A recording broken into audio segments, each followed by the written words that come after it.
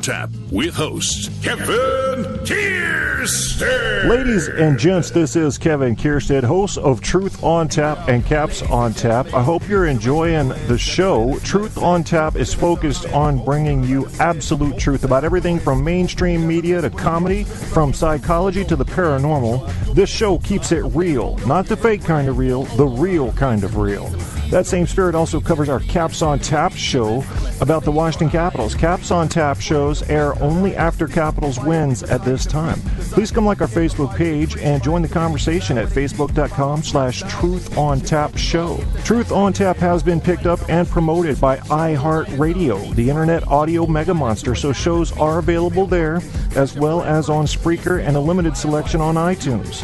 To get in on a show's chat, you can chat from the Facebook page I mentioned or go to www.spreaker.com/user/truth-on-tap and look for the live episode or call in at 910-NO-LYING. That's 910-665-9464.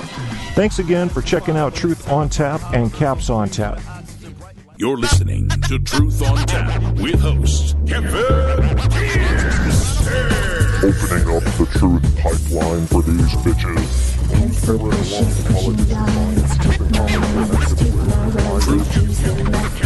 Truth on Tap. Truth.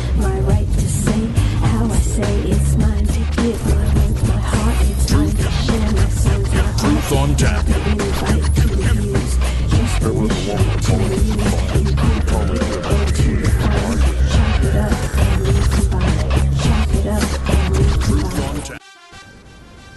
Bitches be hatin', don't you? Yeah, you do. Yeah, you do. July 15th, 2014. Yeah, it's Gangers featured Stereo Black Star, Super Negro. Black Star might be Washa. You don't know. You don't know for sure because in a lot of this music, especially the cheap shit that I find, you don't know who's saying what. You don't know what the lyrics really are. There's not even a published record of the lyrics. You're left to imagine what they're saying. Well, that's something, isn't it? That's really something, because what you're not left to imagine on networks like Spreaker and iHeartRadio and MixLR and Blog Talk Radio, you're not left to imagine when somebody's talking about somebody else. I'm going to repeat a quote that I used not too long ago. I think everybody needs to tattoo this quote onto their forehead backwards so they see it every time they look in the mirror, okay? Now, it's Eleanor Roosevelt, and it's very quick. It says, "Great minds discuss ideas. Average minds discuss events. Small minds discuss people." Now, I would actually make an edit to this quote if I were her.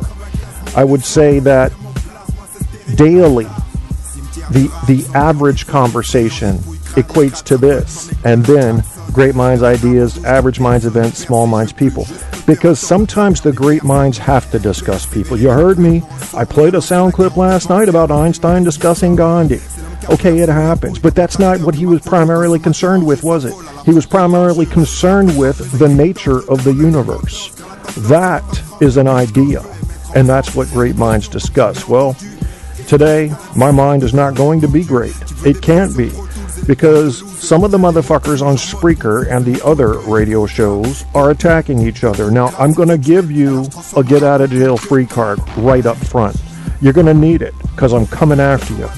If you're doing this, if you're attacking other show hosts because you want to gain in ratings and that's part of your strategy, I'm giving you a pass. Go ahead. If that's working for you and that's your kind of crowd that gets into that shit, go ahead. I can't blame you for that. I can't blame Alex Jones for what he does. He sells fear. He scares people, and they love it, and they buy it.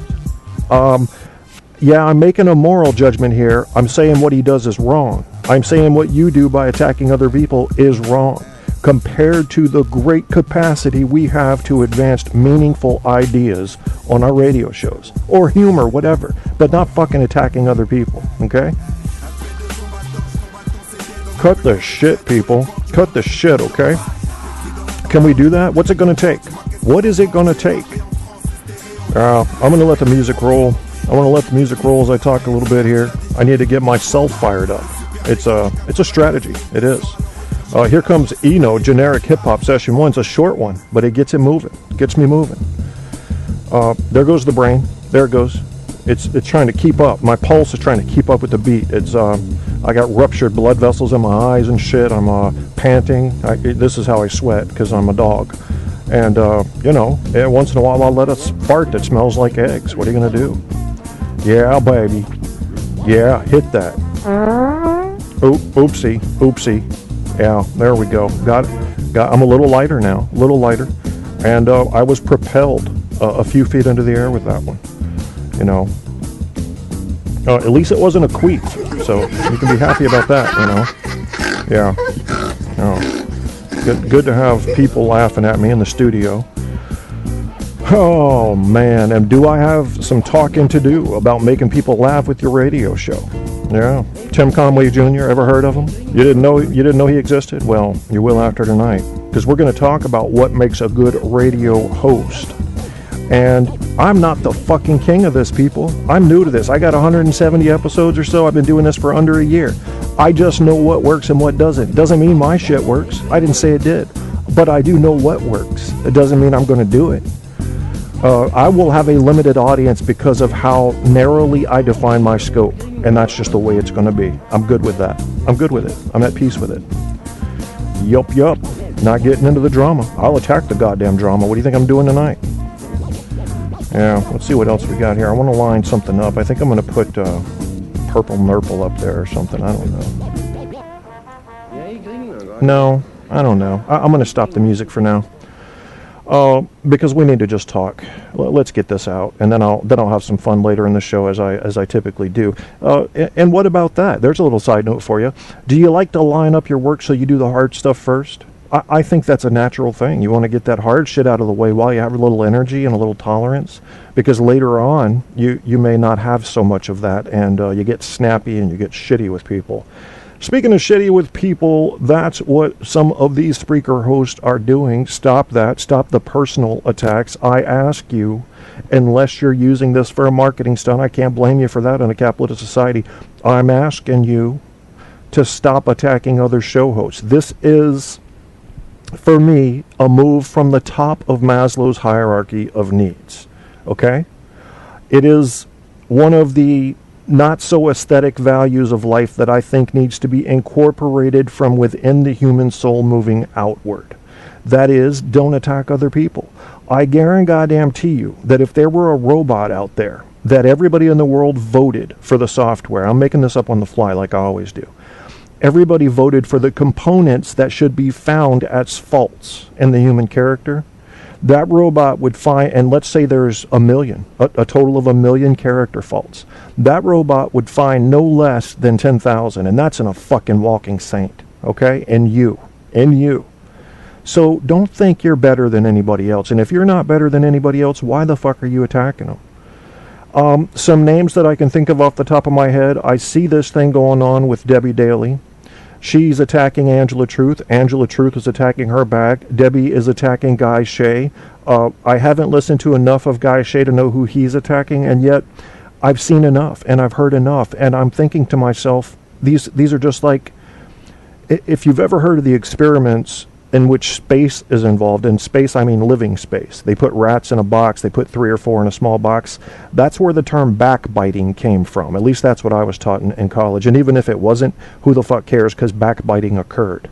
Okay, there's going to be backbiting in those small, confined, ghetto-type situations where everybody's piled on top of one another. That's how it's going to go. You don't have to subscribe to that. Expand your box. That's what you need to do in your mind and say, listen, I've been attacked, but a professional does not respond to that. I'm going to give you examples. I got a few websites pulled up here, but the first one that popped into my head just now, I was thinking about, do you know the Klitschko brothers? 2 heavyweights out of, I believe, Ukraine. Great guys, both. I believe they're both PhDs, so they're not just fucking thugs that throw punches. They're kind of smart, yeah. And there was a fighter, I think it was David something, David Hale maybe. I can't. He's a British fighter, and I'm pretty sure it was him. I hope I don't get the name wrong. Who spit water into Vladimir's face? He was going to be fighting Vitaly, but he spit water into Vladimir's face. Now Vladimir could have knocked him out with one shot. He could have really snapped. But he said on an interview, he said, I wanted to hurt that man when he did that. He said, but it wasn't my fight. Remember, this is just a press conference type of thing. He said, it wasn't my fight. It was my brother's fight. That's how mature he was. Spreaker host, iHeart host, MixLR, TalkShoe, Blog Talk Radio host. Let the person spit in your face. Let them. It'll speak for itself. If I see you as a host spitting in another host's face and I don't see that host respond, and I'm convinced that that host is not just a coward, I'm going to respect that host more than I'm going to respect you. Is that unusual? Who would you respect? You want somebody that jumps into the fight? The professional doesn't do that. The professional keeps above that fray, always. Tim Conway Jr. I mentioned. If you need to call in for this show, you have an opinion on this, and this could be, maybe you've never listened to an internet radio show before today, and you just want to talk about the Rush Limbaugh or the Hannity Show or fucking Glenn Beck or any of those pricktards. You want to talk about them, you can do it. You can call into this show. 910-NO-LYING is the number. 910-665-9464. 910-NO-LYING. Easy to remember. Or you can use the Skype application to Skype in. That is my Skype name. You'll need to add me as mr.kevin.kierstead. K-I-E-R, stead as in steady. My name's not Freddie, but my mama's name's Betty. And that's true. So you can do that. You can do that, and you can be on the show. Now, don't call in yet, because I'm not answering yet. I got to do my thing before I get to calls. See, I have to do my whole assault. And then as I'm catching my breath in between rounds, we can take calls. But it's still round one, and I'm swinging like a bitch in this round. I am being small tonight. I'm going below my normal level of professionalism because I'm seeking to root out those who are ruining what they could be doing with a great radio show. I see massive amounts of potential when I listen to these radio shows. I hear talented people that are up and coming. I see my friends getting caught by some of this stuff. Apocalypse, Paul Dembski, Guy Shave's involved, Debbie Daly's involved, Angela Truce involved. There are entire networks of people involved in these infights. And I encourage you to go ahead and publicly say on your show, I'm out of that. I'm not doing that. I'm telling you why I do it. You want to know why I don't get into it? I'm not good enough as a human to say you're bad. All I can say is I think you're wasting what could be a golden opportunity when you're attacking other people instead of selling your ideas. Seriously. I mean, we have a lot. If you have a listener base and you've just spent an hour attacking somebody, talking about how you've got a restraining order against them because they've done something to offend you, I think you've just wasted that hour. You could have really been pushing something important. Now, if this comes down to a judgment call about what's important, you find me the people that think that your personal battles with another show host are more important than major ideas, solutions to problems, tips for how to navigate the murky trials of this ugly life we have to navigate. That's what you could be selling. So here I am. I've gone below my normal level of honor, and I'm swinging with the swingers. And by that I mean fighting, not the other thing. Never been into that. We could talk about that. I'm not going to sit here and tell you I had some kind of experience that involved more than me and one person, but maybe. And if I did, I might say something like it was fucking weird. I might say something like that if I had been involved with something like that. I might say something like, I felt like it wasn't me and my body and I was in a different world. I might. You just don't know. See, I write fiction books too. It's part of what I do. This is how I make it through the world. I'm disabled, honorably discharged, United States Air Force veteran, got a blown out knee and a double blown out spine. And what I do is I work on computers on and I do the radio show and I write books, and that's about it. That's enough for me. And it's, let me assure you that financially, there is no yellow brick road around here. We stumble down the dirt paths that most of our friends do. But that could change. The radio show could get bigger. We could be selling some advertising, stuff like that. I'm not opposed to it. One thing I tell people up front is before you think about buying an ad from me, I will attack your industry if your industry fucks up. And I mean that. That's part of Truth on Tap. There's going to be no kissing ass and selling out. It's not going to happen. People that have listened to the show for a while know that. They know that one thing they're getting with Truth on Tap is no bullshit and no fakeness. And I've heard some show hosts recently talking about the fake people on Spreaker. Well, you aren't going to find a more real person than me. You're just not. Good luck with that. You'll find people equally as real as me, I'm sure. But not more real. Because you can't be more real than me. I don't come with any games or gimmicks. None. I mean, the closest you might get to something like that with me is comedy, where I fuck around with comedy. Have I offended midgets? All the time. All the damn time. What would I do for a midget in real life? I'd give my life to save their life if they were an American. So, it comes down to comedy versus actuality. You got to be able to differentiate between those two, or you shouldn't be listening to radio. And speaking of radio, we're going to talk about this. Now, I've got a few websites up. One is smallbusiness.cron.com, becoming a professional in the workplace. I'm not going to read you all that shit. It would bore the fucking shit out of you. Some of you already know this stuff and just choose not to do it. But there are a couple of the many points they list that I just feel like we need to touch on. But the big article, the one I really want to talk about, is this one from the Orange County Chronicle, I believe it is. Orange, I can't say this. Orange County Register. Orange County Register. And it's written by a guy named Gary Lycan. And it's in the radio category. But it is quoting mostly Tim Conway Jr. Now, I'm going to read this to you. Listen to this closely, please.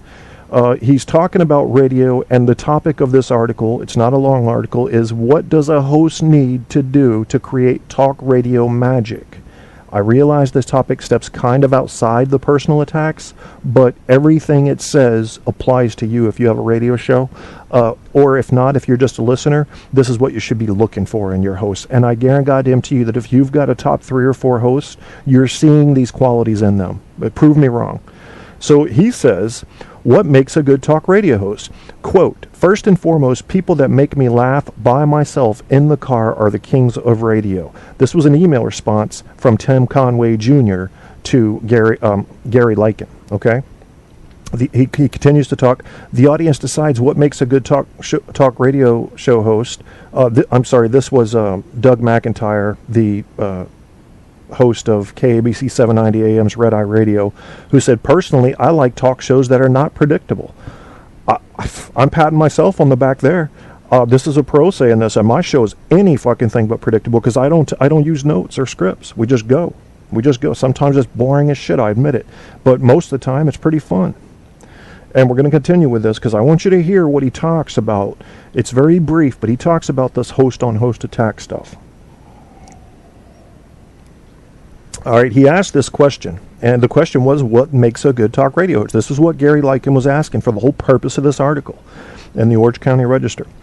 Said, I had to ask the question because I'm back in the classroom to teach the subject at the Academy of Radio and TV Broadcasting in Huntington Beach, and I wondered if Charlie's sheen, quote unquote, you know what I'm saying, had been a bright spot for talk radio, or if his rants and ramblings have now dulled to the point where listeners leave the format as soon as they hear his voice.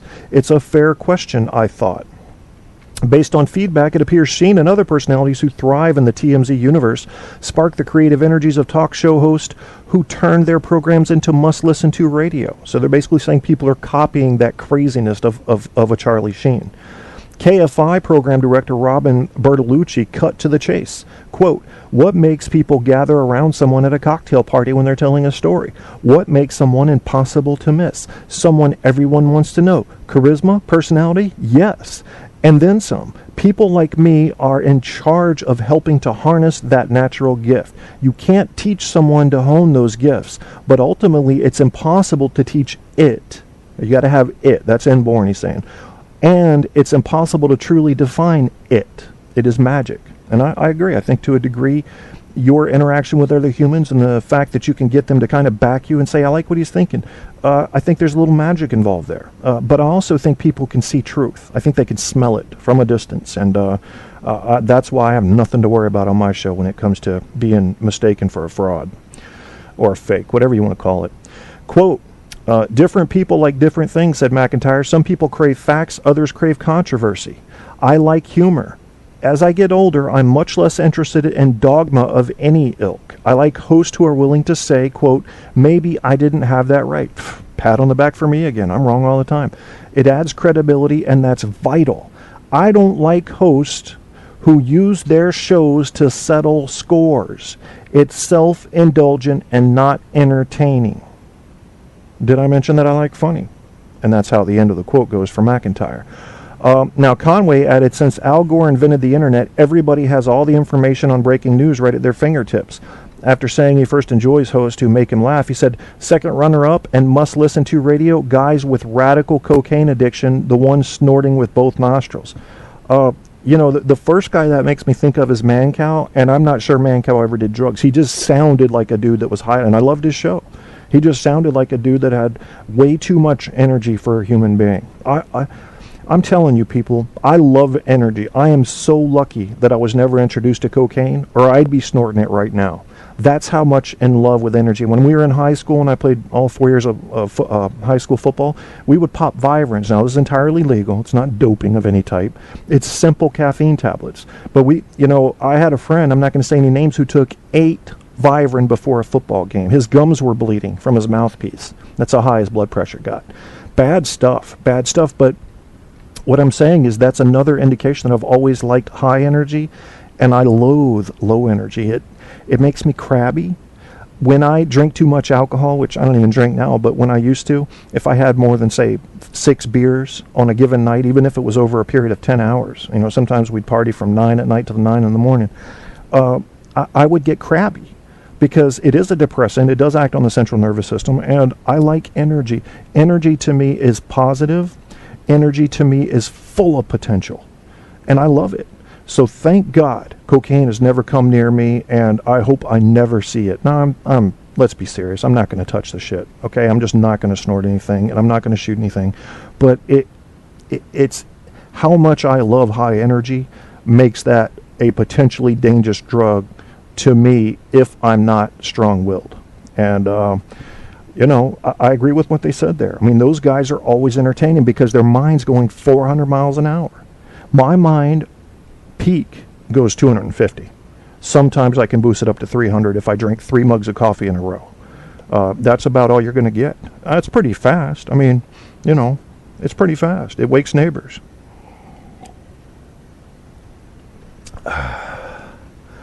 I'll check in a minute to see if any of you guys are in chat, but I need to continue on with this article for right now.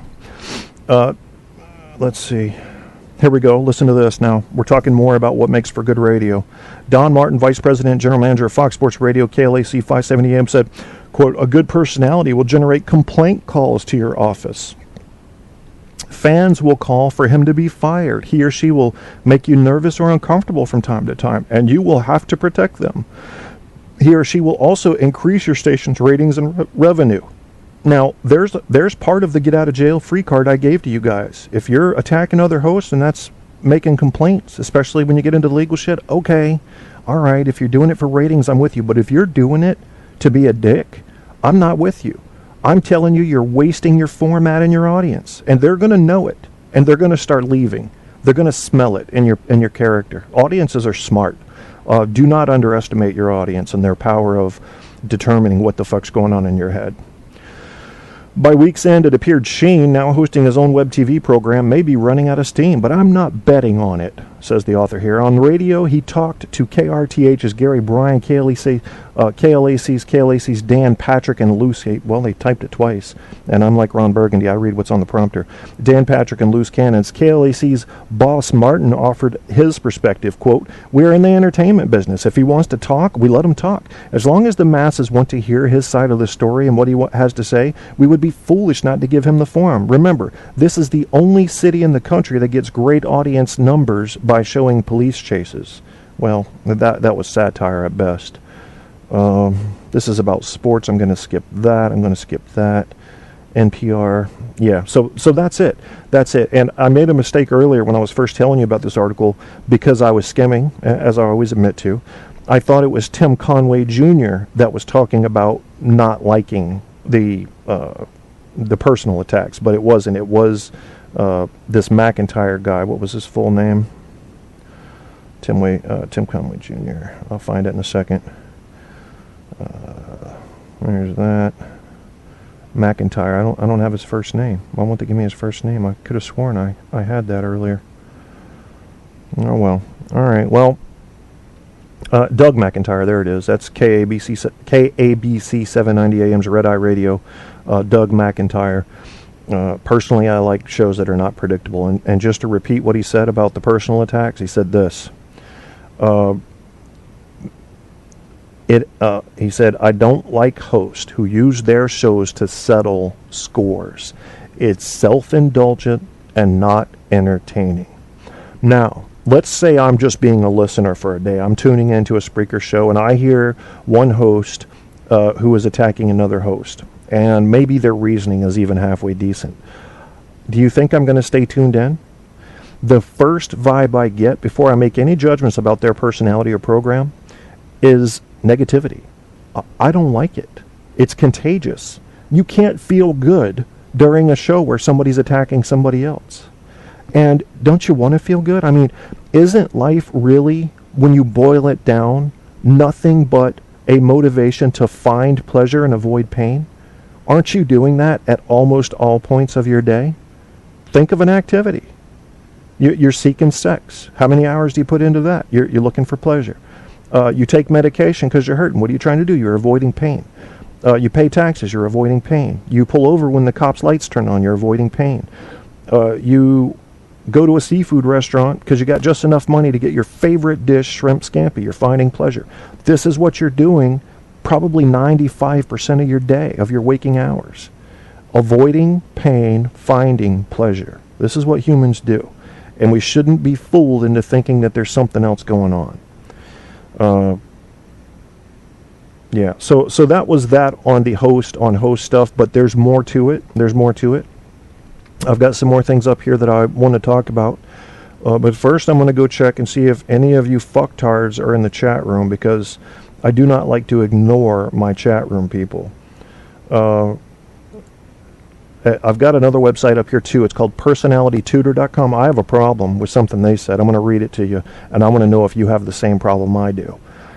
Because it is a wide, broadly stroked criticism of people to say this one thing. And I'm just curious if you can smell it when I tell you. Let's see. Yeah, get this, man. Well, let me make sure. Actually, I don't know if that's the right one. Yeah, it is. It is the right one. Listen to this. Okay, so I'm going to just read the topics to you, but I'm not going to read everything that falls under them. And this is talking about how to look classy, but it also, and I may look up some more categories because they've got etiquette, goal setting, leadership skills, personality development, positive thinking, self-confidence, time management, all that stuff. But in this article, it's called How to Look Classy. So most of it I can skip because it's not what we're talking about tonight. But I'm going to tell you the titles of each of the paragraphs. 1, be specific in choosing your friends. I think that's good advice. 2, develop a sense of style. That's good. Possess good hygiene. Speak coolly. Wear the appropriate accessories. Keep yourself professional. Talk with sophistication. Choose the words wisely. Understand what you talk. Never lose your cool. Follow etiquette. Engage in good deeds. On the surface, these sound great, but there's a couple that piss me off. 1, all right, I'm going to make a confession here. I have a beard. I like my beard. I'm not shaving my beard. Okay? Listen to this. Keep yourself professional. This is their whole topic. This is everything under that subtopic. It says, for men, it is not professional to have a beard. Keeping a beard is just unethical and creates an impression that you are too lazy to shave. If you have a mustache, you can keep that, but ensure it is orderly and clean. End point. Unethical to have a beard. Fuck you, personalitytutor.com. You can kiss my white hairy ass. And then you can comb my beard for me. Bastards. Who do you think you are talking about some beards like that? The fuck out of here. Beards make the world interesting. They are the sign that someone is a real man, is not afraid to mix it up in the wild. That's what it is. That's what it is. It's the Grizzly Adams appeal. It is. Have you ever... I got a book from my friend Ramsey. It's funny because I'm reading another book he sent me. Dad, Dames, Demons, and a Dwarf by Mancal Muller. And I'm not a huge fan of his political ideas, but I was a fan of his radio show a decade or so ago. I'm not a fan of his new TV show, or at least the one I saw on Fox, because I realized that he's just serving the right-wing machine. But he says... what were we talking about? Oh, anyway, I think he's got a beard. He's at least got a goatee. But who the fuck would say something like this? You know what? Kiss my ass. And that's why your site, nobody knows about your site. I'm not reading any other categories from your site. I'm not even going into the other topics. You can fuck off, personality tutor. Yeah, sue me, bitches. Gonna talk about some beards like that.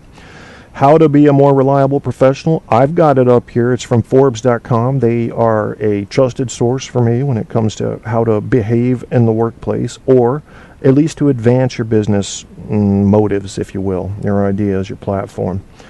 Unreliability, they say, was recently identified as the #1 career-limiting habit. And it's no surprise, after all, if people you work for and with can't depend on you, what purpose do you serve? Truth be told, unreliable people are actually dangerous to the success of the entire team. Now, this is, a lot of you radio show hosts, and I'm included, we don't have a team, all right? I'm a one-man band. I don't say we.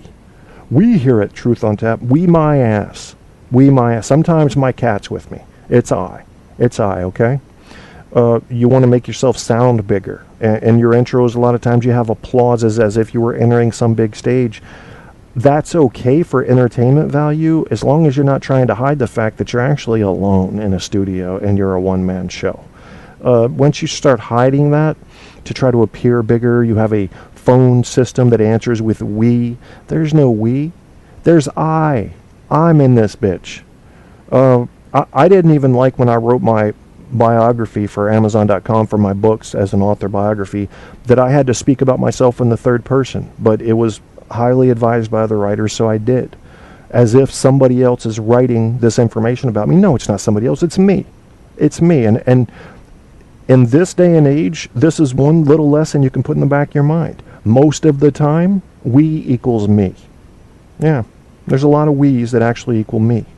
So don't overestimate what someone's trying to sell you if you don't know much about them. Be true to your word, they say. It's important that you are. You can't always, though. And here's one that they're advising. Again, this is Forbes.com, how to be a more reliable professional. One of the things is under-promise, over-deliver. This is something I do. I guess I do it naturally.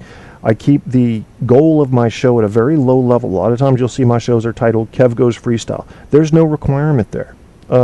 Anything that happens is a success. So I'm over-delivering because there was no expectation. I would advise that for your show. Under-promise. Now, if you under-promise too much, people won't be interested, right? Because you got to hook them sometimes. I am so sorry. I just said right with a question mark. I hate it when people do that. So I'm redacting that statement and continuing on. Under-promise, over-deliver.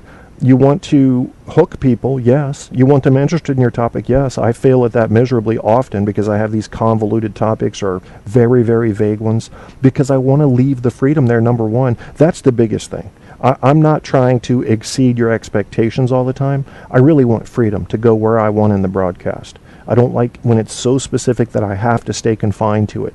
So under-promise, over-deliver. Yeah, I mean, maybe your show's going to be about how to get to the moon.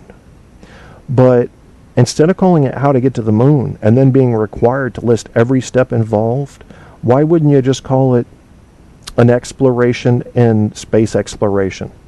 It's catchy, it's got something, and it leaves you open. You can deviate away from the moon now. Go get Mars, go get Saturn, go into the fucking Kuiper Belt.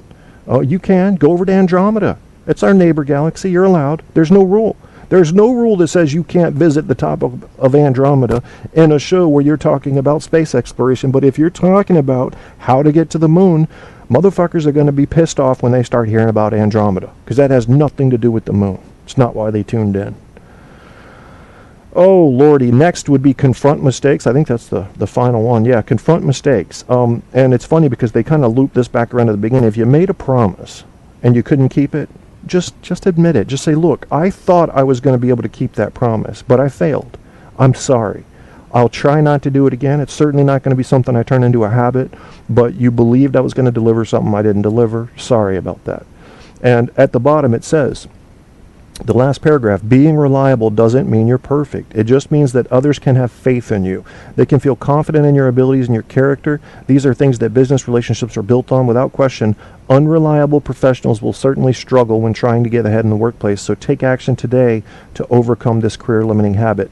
I'm not the king of reliability. I don't even feel natural reading this to you, so it's very important that you realize all I'm doing is relaying information to you from Forbes. That's all I was doing there. I am certainly not on a high horse about reliability. I've failed to deliver too many promises, so I avoid making promises now. That's been my fix.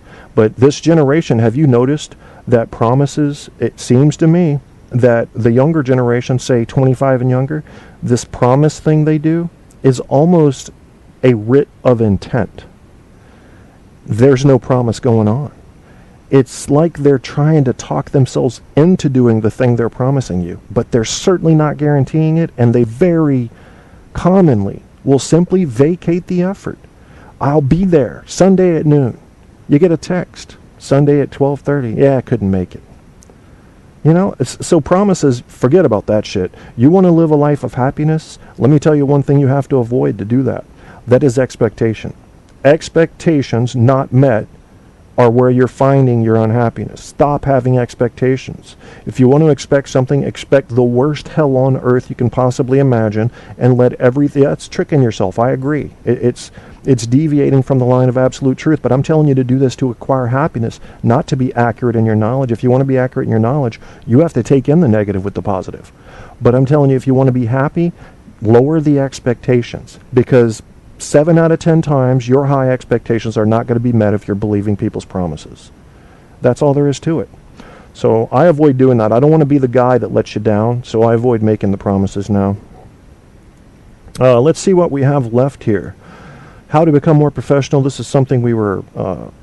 this is for the workplace, but it also applies to the radio host position, whether you're doing your own show on the internet or if you're working terrestrially. That's fine too. I'm just going to read, there's 6 steps here, and they're pretty short. So I'm going to touch on the ones. Step 1 is have a professional attitude. Do you know what I mean when I say professional?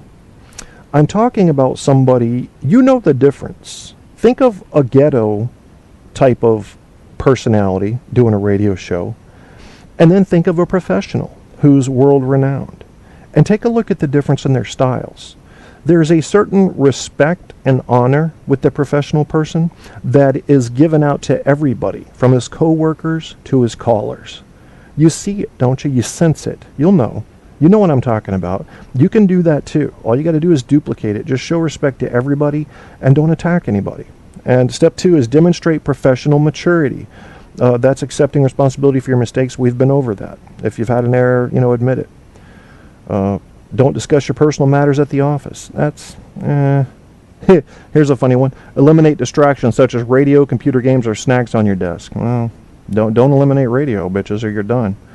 Dress professionally? That's up to you. I'm in shorts and a Capital shirt right now. No shoes, no socks. Who gives a fuck? Step 4, manage your time and workspace professionally. Again, not what I do. 5, be a leader in your profession. Offer to make presentations, head up committees, or become a liaison to a professional society. Okay, you do that. If you're one of those scrappers, movers, and shakers, you go ahead and do that. Step 6, communicate in a professional manner. This is kind of a big one in everyday life. Maintain eye contact and practice a solid handshake. Enunciate clearly. Listen attentively to others. Remain poised if others challenge your ideas. Don't get all defensive and snappy. If you're uncomfortable speaking in public, join a Toastmasters chapter near you to gain practice. Public speaking is one of the, from one survey, it was the most feared thing by Americans. Number 2 was death. And like Jerry Seinfeld, I believe, said, that means that you'd rather be in the coffin than reading the eulogy. That's pretty fucked up right there. So you've got to beat your fear of public speaking. I have a show on that, and I'll go ahead and post a link to that show later if I remember on the show announcement for this show, which is on Facebook, by the way, facebook.com/TruthOnTapShow. Tots is an easy way to remember that. Facebook.com/TruthOnTapShow. You'll find all the show announcements when they come out. You can listen through the tabs there. You can leave your comments, add links that are applicable to the show topic, or whatever. You can do all of that. What were we talking about? Being a professional. Yeah, killing that fear of public speaking. When I first started doing radio, I was a little nervous. I probably shouldn't have been, because I had done plenty of public speaking. I had been a lead electronics instructor in a career school, so I was not only teaching classes, but I was also in charge of the other instructors. I was too young for that job. I should have never been promoted to it. But I handled it pretty well for the time that I was there. I was also in college full-time myself, and ended up having to leave that job because one of the guys, when I got promoted, quit because he thought he should get the job, and technically he probably should have. It was a political move based on the director selecting me. But the whole point was, and it's because I wasn't sexist, and he was, and she was a female. But the whole point is that I learned to speak in front of a crowd there, and I had learned already. I had done some performances in college, a couple in high school. I wasn't real good with that in high school. I didn't like it. But in college, you get acclimated because they require you to do so many fucking public presentations. You stop caring about the pressure and the eyes that are, maybe back at a high school level are burning through you, or in the case of radio, the ears. You feel this pressure. One thing about radio is you gotta keep it moving. You have to keep it moving in radio, or people lose interest right away. So that has been a challenge for me since I started. But I think I was focused on that from the outset, keep it moving. And although I struggled in the beginning, I don't now. I can always come up with some shit to talk about. Oh, in fact, I think that in the interest of keeping the show moving, I need to take a little break myself. We've been going since 10 o'clock. It's 10:42. So I'm going to line up a couple of songs. But as is usually the case with me, I'm going to make sure that these songs are good songs. I feel an obligation to play something I haven't played in a while, because I've been kind of on a kick lately with these newer songs. So let's see what we have. Well, I love Jazz Addicts Lemonade. We're going to load that up. I know this group. You can find them on Facebook. Jazz Addicts, ADDIXX. You can find them there. Good little group. They got some shit working there. And another one that I haven't played in a while that I think is worthy of your time. I've got a few here. Let's see. Do I want to keep it in theme? I don't think so. Oh, I like this one. It's like a fucking Irish guy singing pop music. It's awesome. It's actually good. Let me make sure that that's the correct song. Got to use my little pre-listen here. Yeah, that's good. Ghost K, Stop, the Blue Mix, featuring, I'll tell you in a minute. Loading up Radio Boss software. Radio Boss, the best software out there for you. If you do radio shows, you got to check it out. DJsoft.net is the website for that. And Dimitri over there will hook you up. Tell him Kevin sent you from Truth on Tap. So yeah, we're going to play a couple songs for you here. I'm going to get me a drink and take a little break. And, you can do that too. Maybe you've got a kangaroo in the backyard and you need to use some Q-tips to clean out his ears. You could go do that. You may have a car outside that's running that you didn't know was running till just now when I just reminded you. You might want to go turn that off. These are the things you can do on break. That's what I love about breaks. There's a certain element of freedom involved in the break. But you can also just listen to these songs and shut the fuck up if you want to go that route. So that's what we'll do. That is that, and here goes this. Listening to Truth on Tap with host Kevin Kierstead.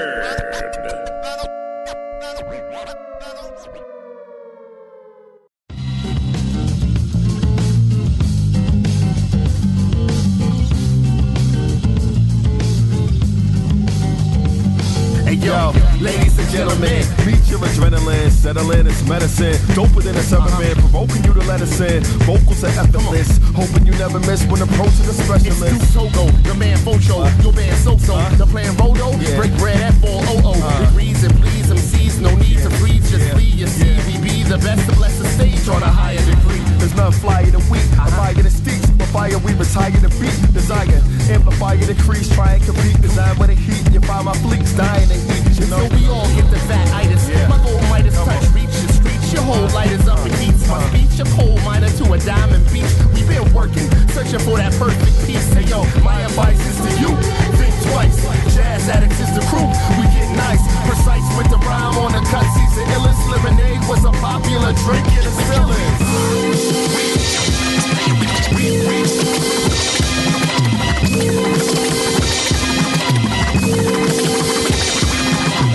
Now that you're following, it's time for the hollering. So scream for the oxygen, bright light, a halogen night light. We got them in sight, right? We're rocking the right. Where we want them, stay tight without a problem. Excite, bite, don't overheat, just jump when you wanna. Fist pump when you wanna. Bass no business on them. We gonna keep it hot in here, let's persevere, no drama. Just good karma first, cheer. I put you in the sky, a peace sign for a beast rhyme. No decline, blocking stunners that release shine. We carefree at the moment and we own it. Enjoy the aerial view through your stereo components. Just focus. We known for blasting percussion and rapping production and rapping that function. Slapping you suckers, amassing the love is so massive. These brothers on task is the toughest. Bump this, trust us when we say my advice is to you.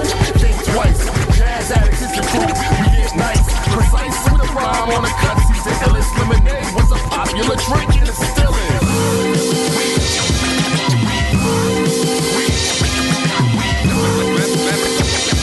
Lemonade was a popular drink and it still is. I give more props. I give more props.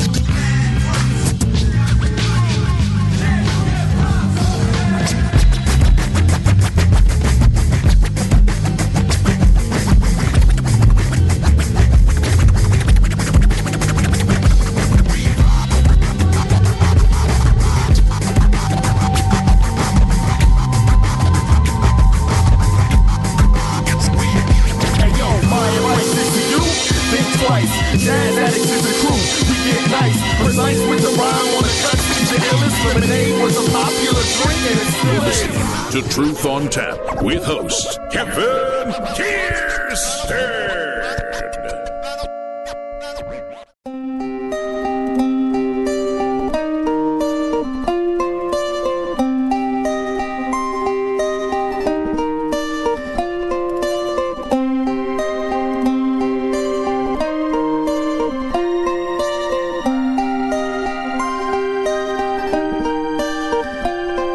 Express the same things but with different words. We acknowledge the same curve and those might have hurt. It's like the last line you draw to remind a past time. A fast minded feeling of freedom, please you be recognized. And I can hear your doctors calling from here to say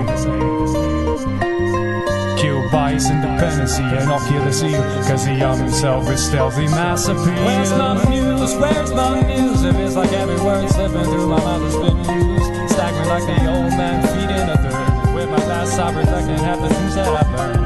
A windowless frame in a transparent room, filling up cracks with plastic assumes. Shape shift, nuance, venue. Don't stop dreaming cause this ain't over.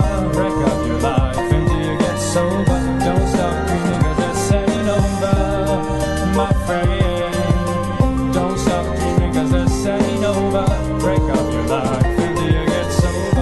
Stop dreaming cause this ain't over, my friend. I've risen myself as I walk along the weary, moldy watching. I found myself staring, building up an empire of my great desire. Well, the fumes from my thought process takes me higher, higher and higher, ain't stopping there. My avalanche of color starts over there. And I've got the solitary key to go through. Ray and delicious, the traps can be so vicious. Prepare for the ultimate takedown. Part-time experience might save you from deliverance, but will it serve the greater cause?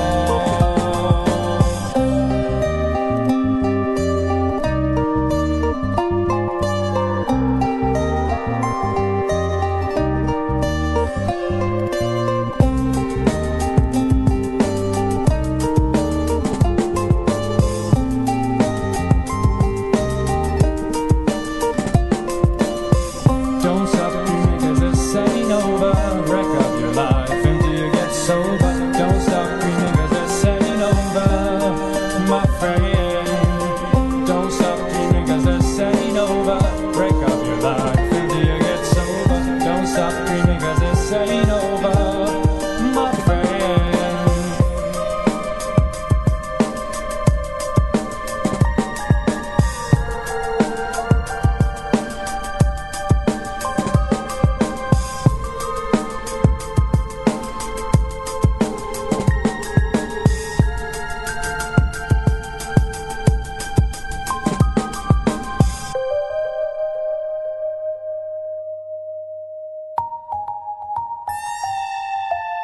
You're listening to Truth on Tap with host Kevin Kierstead.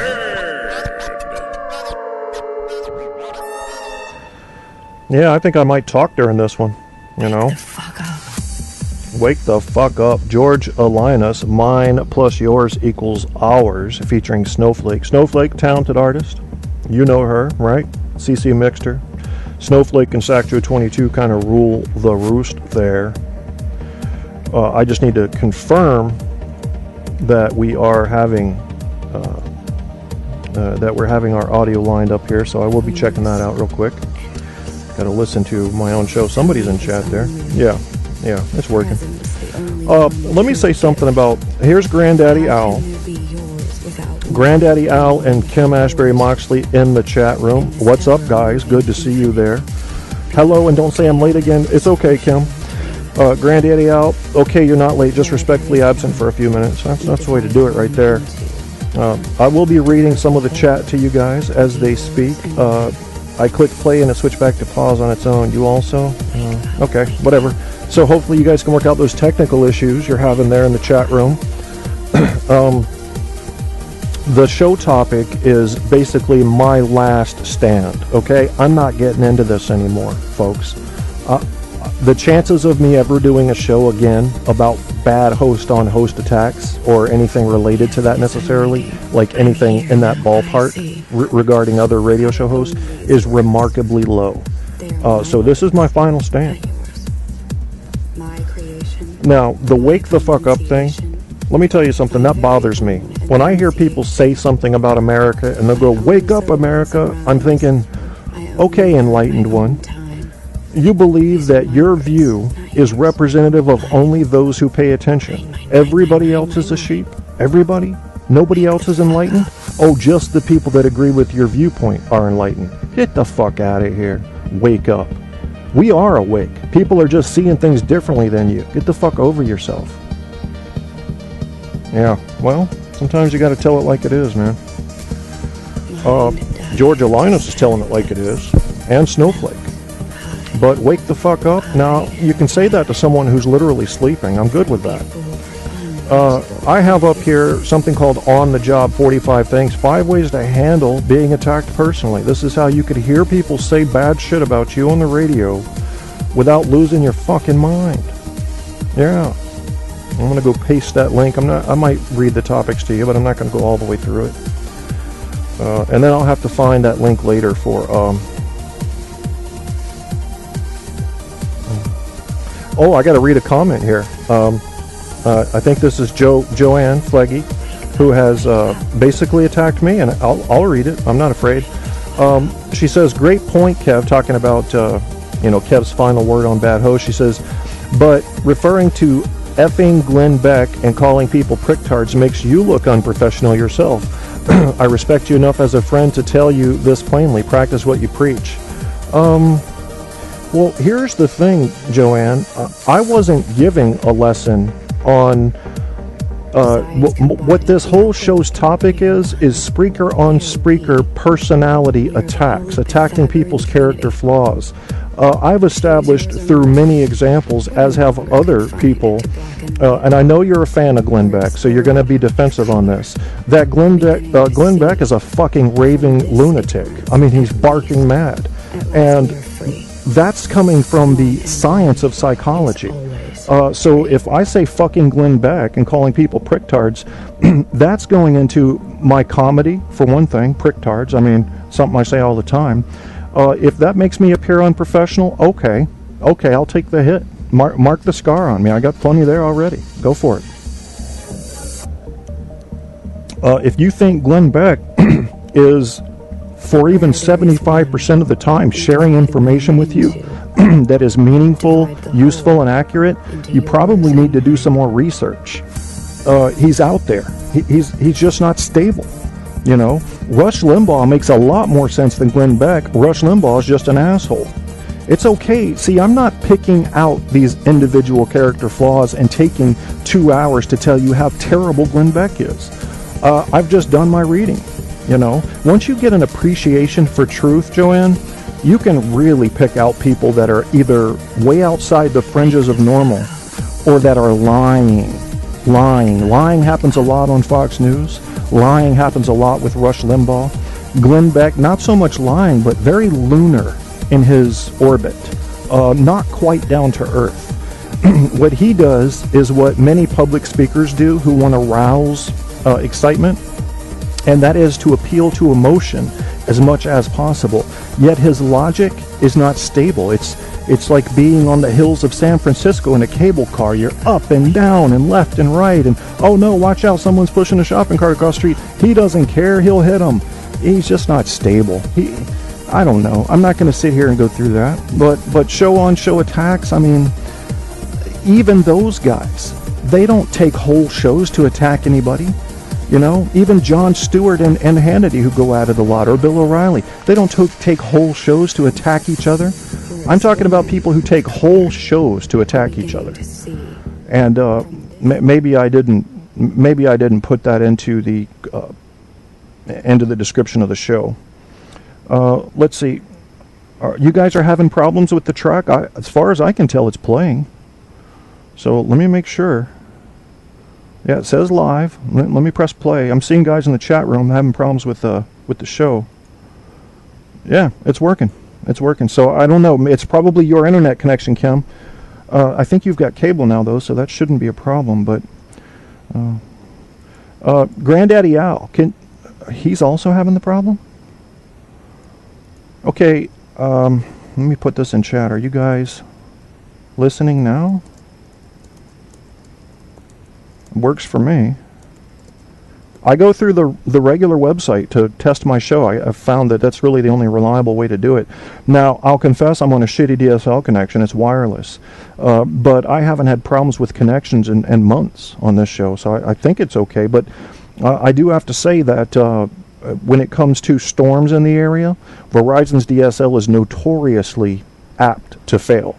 So it could have cut off for 3 seconds and then turned back on, and my show on my webpage, I've refreshed it and it says it's working. So I don't know.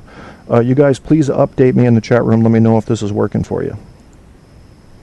Yeah, so Joanne Fleggy got a great dig in there at me, telling me that I was unprofessional. Okay, I can take that.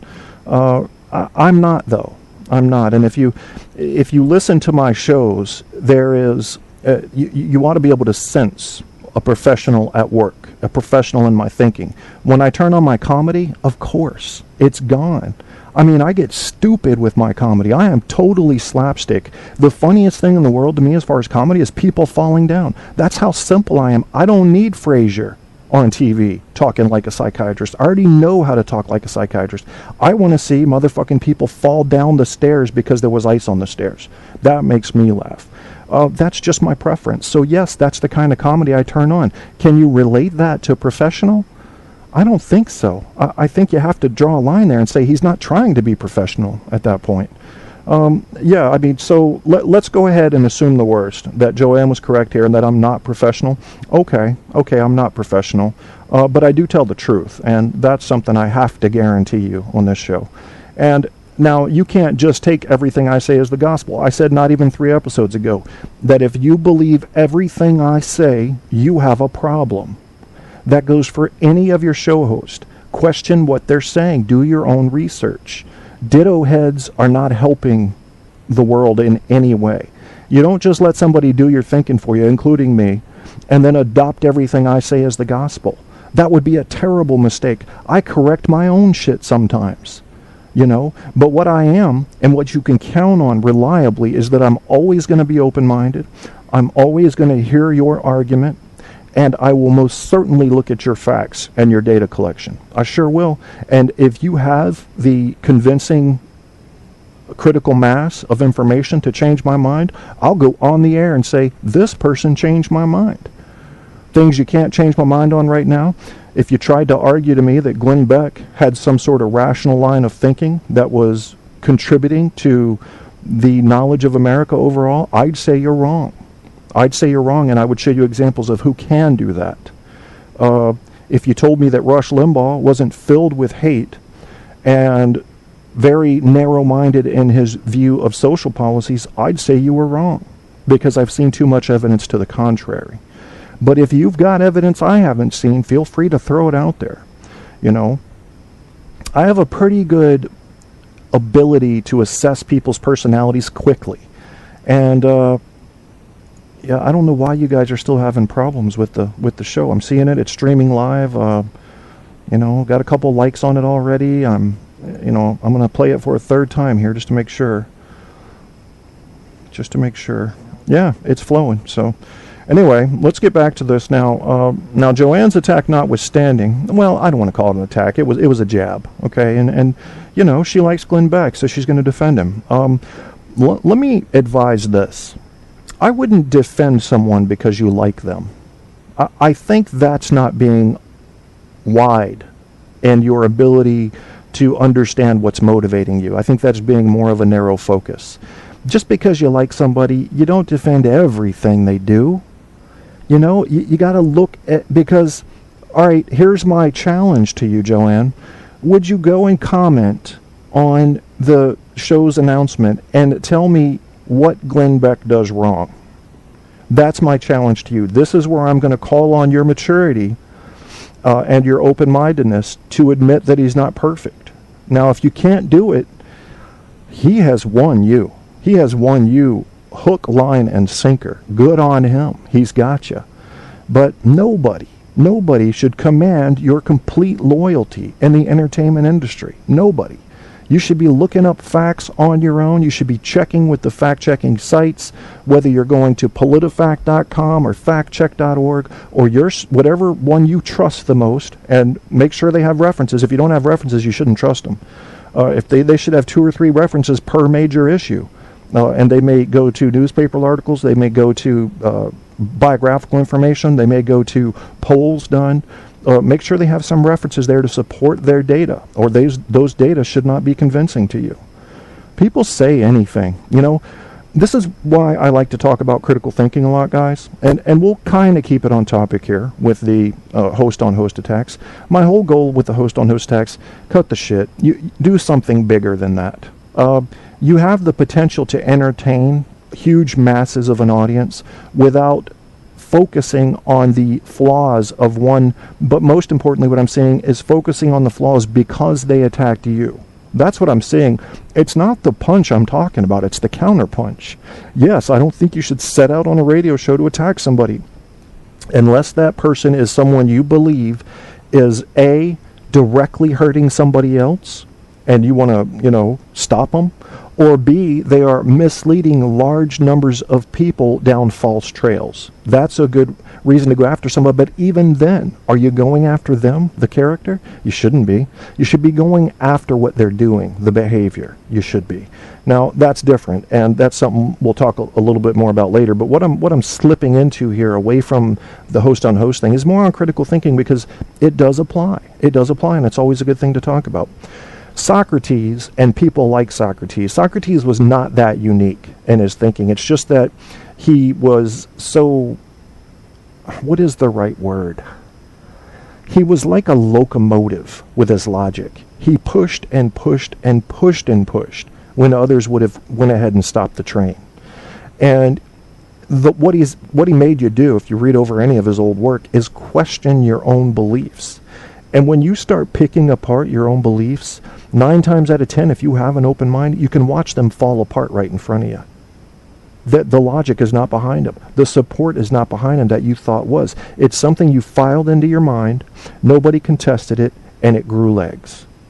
Okay, so what I'm telling you is, if you're going to be like Socrates, if this is all we have, folks, the best humans that have ever existed have made their names by doing something like this that was this important. The Socrates, the Pythagoras, the Aristotle, the Descartes, the Kants.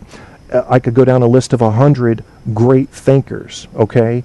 They've come up with these beliefs and systems of operation within which, if you conduct yourself, you're going to be the most accurate in your understanding of reality. I mean, think about Descartes. The dude had himself convinced at one point that his hands didn't exist. He basically, in my opinion, agreed to go insane for the purposes of philosophical discovery. That took balls. I commend him for that, and I love the work he did. And what he made us do, you know, if you take a look at somebody like Descartes, it was like the ancient version, well, not the ancient, but the old version of the Matrix. What's real? What's really real, Neo? Wake up, Neo. You know, beautiful things that are brought about because of questions. Socrates once again stands up and says, I ask the questions. Without the questions, we don't question what we think we know. So if you go and you take somebody like a Glenn Beck, you know what I'm going to do? I'm going to look for transcripts. This is just going to be something I'm going to do on the fly here. And I'm going to give you examples. Glenn Beck's show. And hopefully there are some out there so that I can just get in there and read one or two. I'm not looking for a specific one. Read the transcript of Glenn Beck's Restoring Love. That's Restoring Love would be something that's not very scientifically viable. So well, here you go. All right, here's one, and it's on Fox News, and it's Glenn Beck's The Roots of Social Justice. Let me just pull it up and see if there's actually a transcript there. If there is, I'm going to find a few things he said, and then I'm going to ask you some questions. And I want to know if your open-minded, honest self is okay with the lack of evidence for him. Stand by. I'm making the usually unsafe assumption that Fox News has taken the time and care to get this correct. Okay, this is an interview. Yeah, you got to bear with me because I've never read this. So Glenn Beck opens up. He says, America, we're talking to you tonight about social justice, and I have to tell you that I'm really torn right now. It's why I had about an hour's sleep the other night, because I feel like nobody is exposing any of this stuff.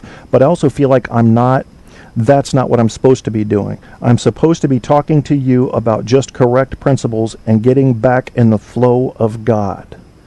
I don't care what God is. I don't care what God it is that you worship or what church you go to. We just need to get back into correct principles. Stop there.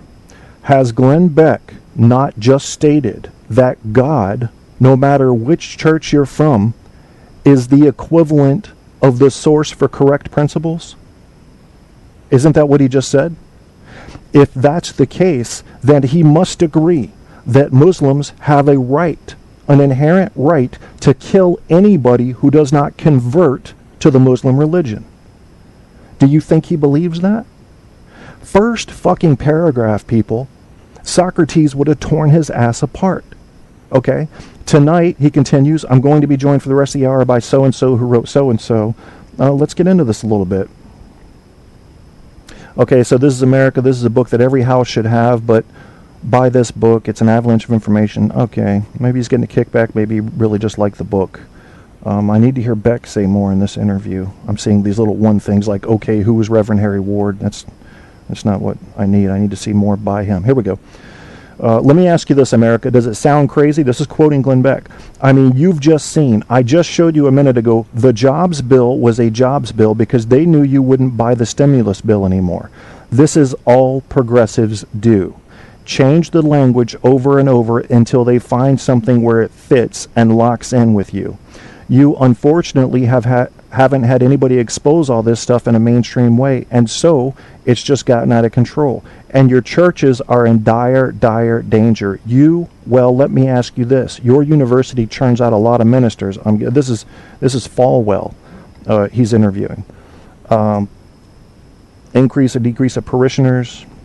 All right, here we go. Here's what he says. My theory is, because somebody asked me today, why would they do this, Glenn, with social justice? Why would they do this? My theory is, and I'd love to hear your thoughts on this, is that they are already indoctrinating our children. There is no God. God is not playing a role. Churches are ... and so it's already dying, but there is still gas left in the tank. There's gas left in the tank with, those of us who grew up in a different area where we looked at God. These people are using the last bit of gas in the tank, and they're burning it through, because we will become the Church of England, or what the churches are in Europe, which is they're empty. Stop there for a second. Do you think the churches in England are empty? Watch this, folks. I'm bringing up Google. Church attendance in England by religion. Images for church attendance, and we're going to go with a more trusted source here. Well, a lot of them are religious in nature, and I certainly don't want to use Wikipedia, because that would scare people, even though humanism.org.uk, that one might be reputable. All the others I've seen here, like dailymail.co.uk, I don't trust them for my own reasons. So here we go. Let's pull up this one. This is 2011. Listen to this now. What is your religion? 61% of the people in England and Wales ticked a religious box. 53.48% Christian and 7.22% other, while 39% ticked no religion.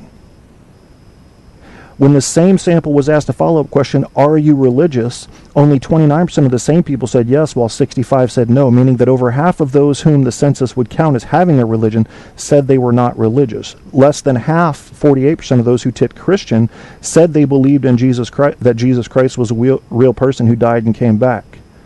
Asked to list when they had last attended a place of worship for religious people, most people in England, Wales, 63% had not attended in the past year, 43% of the people last attended over a year ago, and 20% of the people had never attended.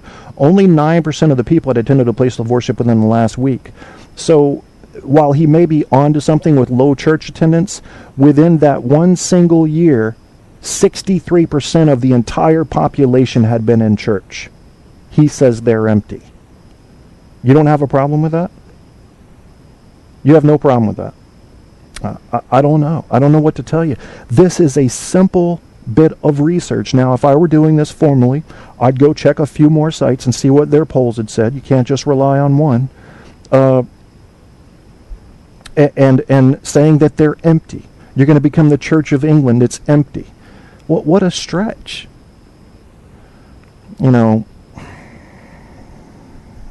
Let's go to the next thing Beck says. I'm just going to keep going with this. America, I know we have election primaries going on today, and everybody is thinking how we fix things politically, and that is all important. But I'm telling you, things are so far out of control, if we don't fix ourselves and get right with a higher power, we're in trouble. Glenn Beck is telling you that if you don't worship a higher power, you're part of the problem. Ladies and gentlemen of America, I introduce to you the American Constitution.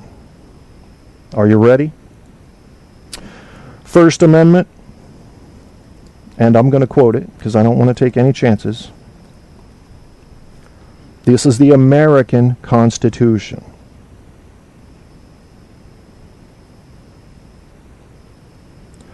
I want to see the quote. I don't want to see all the interpretation here. All right, this has all the stuff. So let's say the First Amendment of the United States Constitution prohibits the making of any law respecting an establishment of religion, impeding the free exercise of religion, abridging the freedom of speech, infringing on the freedom of the press, interfering with the right to peacefully assemble, or prohibiting the petitioning for governmental redress of grievances. It was adopted December 15th, 1791 as one of the 10 amendments that constitute the Bill of Rights. Impeding the free exercise of religion. How do you define the free exercise of religion? How do you define it? The free exercise clause is the accompanying clause with the establishment clause in the First Amendment. Establishment clause and the free exercise clause together read, Congress shall make, I already heard that part. All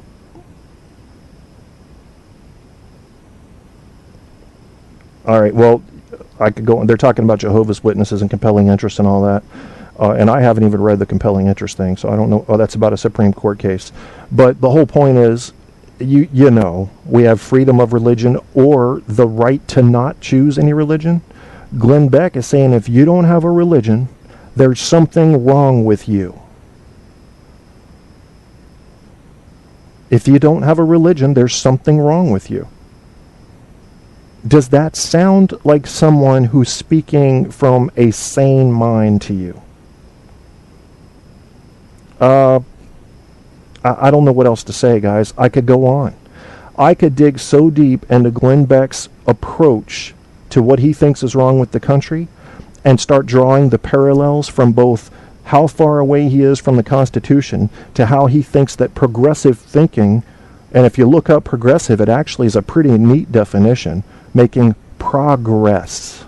Progressive thinking is not the devil. It is the thinking of change as needed to move forward.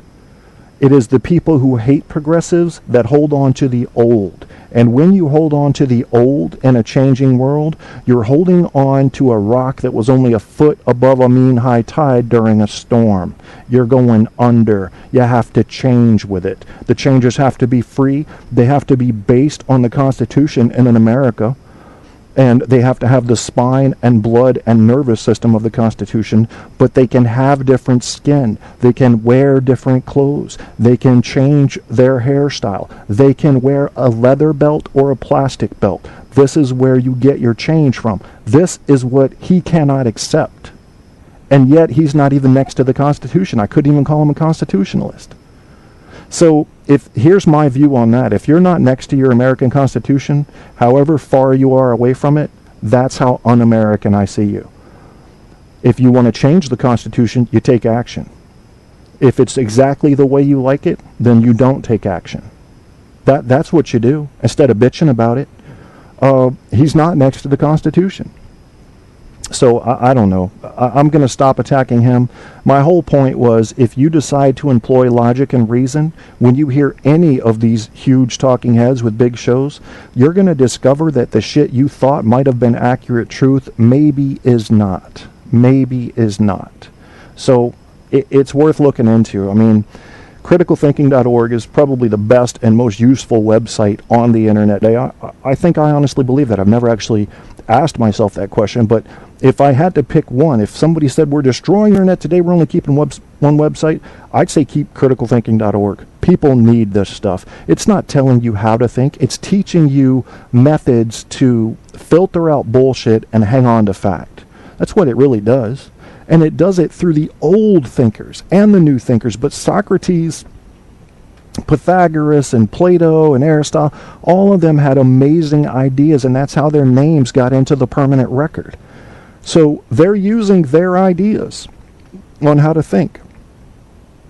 If you don't want to be accurate in your thinking, if you just decide you've got these natural things, this broken manimal, these wild instincts that certain people are speaking to, a Glenn Beck or a Bill O'Reilly or Rachel Maddow, and they're appealing to these animalistic beliefs you have, then I can't help you. You're not insisting upon logic and reason. I can't help you. Let's see what's going on in chat. I have not forgotten about you guys. Every time she hit the play, it was empty air. Please try again later. In the bar at the bottom, showing her next to live, started at 10 p.m. since 000. Sounds like a Spreaker issue. Okay, Kim, are you still there? I don't know. I'm gonna reload the show just to make sure it's going. Yeah, it's still going. Got plenty of listens so far. So let me press play just to make sure. Just to make sure here. Yeah, it's still going. I don't know what's going on with the technical end of things, guys, so I'm not sure about that. But getting back to what we were talking about, I'm going to go ahead and deviate from critical thinking. Do me a favor. Trust me on this. Trust me on this. And if you don't trust me, go ahead and look up the data that would prove me wrong. and you're probably gonna be surprised. Trust me that one of the greatest gifts you can give yourself is to learn critical thinking and employ critical thinking. Critical thinking is probably not going to mix well with your religion, unless you're Buddhist, atheist, or agnostic. Critical thinking is going to force you to rethink some of the presumptuous attitudes you've had toward people, places, and things in this world. It insists on facts and reason and logic. And here's the thing, how it works. You may have a list of 3 ideas to support one of your beliefs. And it may turn out that one of those ideas is pretty solid. But then when you look into the last 2, they fall completely apart. That should at least weaken your confidence in that idea. Now you got to do a little bit more searching. Now, if you're just looking for stuff to support a view you already had, I can't help you. That's not critical thinking. That's loading up. That's arming up to support what you believe. People do this every day. People who listen to certain news organizations only are typically doing that. They get an ammunition. So the next fight they're in, they can continue to defend their beliefs in front of opposing views. That's not any way to learn, folks. The way to learn is to keep an open mind and insist on evidence before you draw conclusions. Most of the time, we're operating on maybes. We are. We don't know a whole lot as human beings. But if you're going to be operating on maybes, you ought to at least have the most likely truth in your mind on a given topic before you start to make new life assumptions from the ideas that you had from that information. If you don't do that, you're not going to be close to accurate in your thinking. I can't help you with that. I'm still navigating the path myself, but I know that there are pretty good rules out there that we can use to employ in our daily thinking so that our view of what's reality, can be as close as possible to actual reality. And what is actual reality? It's what I've called it before. If I were a recording device in the universe, and I recorded every word ever spoken, every asteroid that ever flew past, every expansion and contraction of space, everything, if I recorded everything, that's the absolute river of truth. That's the absolute river. And we want to get as close to that as we can when we're assessing what reality is. If you want to walk away from it later and go sit under a shade tree and watch kids fly kites, that's what I do. I don't want to sit beside the river of truth all day, but I'm close to it when I'm trying to figure out reality, and I'm close to it when I'm on this show. That may be kind of depressing to people. That's why I don't talk about it a whole lot, because, sitting beside the river of truth, it's got a lot of shit in it. Shit floats down there, because it's real.